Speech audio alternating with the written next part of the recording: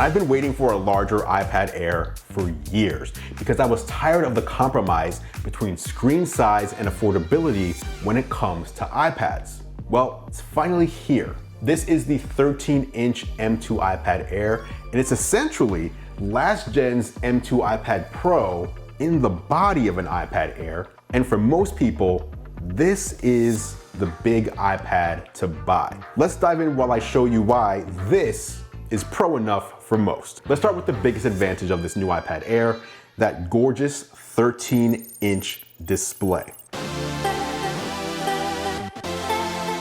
It's like going from a cramped studio apartment to a spacious condo. Everything just feels bigger and better.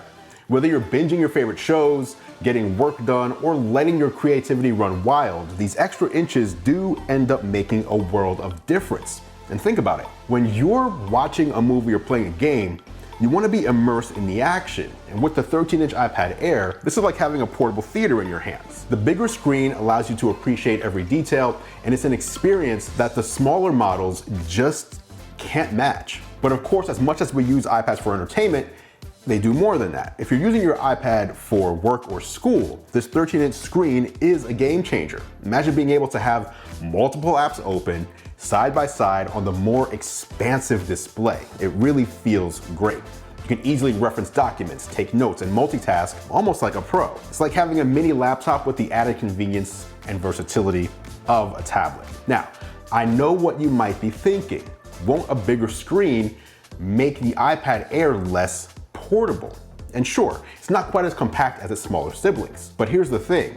This is still incredibly lightweight and easy to carry around. At just over a pound, it's not gonna weigh you down whether you're commuting to work or traveling the world. But if you find that it's still too much, then of course the 11-inch model is what you should consider instead.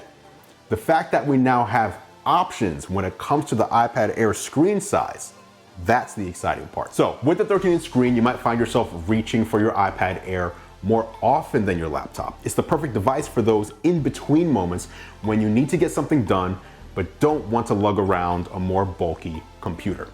All right, next, let's talk performance. The M2 chip in the new 13-inch iPad Air is no slouch, but can it handle the heavy lifting of pro-level apps? Well, remember, this is the same M2 that was in the flagship iPad Pro just a couple of weeks ago. And that was the fastest iPad Apple had ever released. So what you're getting here is that same power in a significantly less expensive package. I fired up Final Cut Pro and threw some 4K footage at it, and as expected, the Air, to no one's surprise, chewed through the edits smoothly. Speed has never really been a major complaint on an iPad, and while the iPad Air can't touch the speeds of the new M4 iPad Pro, link down below if you missed my review on that. If you don't really need that extra power, then you can save yourself a lot of money by going with the Air. And here's the thing, the Air's performance is a lot closer even to that new iPad Pro than the base iPad. So at the end of the day, the 13-inch M2 iPad Air is a powerhouse in its own right. It may not be the ultimate pro device, but it's no pretender either. It's the iPad that can handle just about anything you throw at it, from creative projects to professional workflows. Oh, and then there are the accessories. Let's start with the new Apple Pencil Pro. One of the coolest features is this squeeze gesture.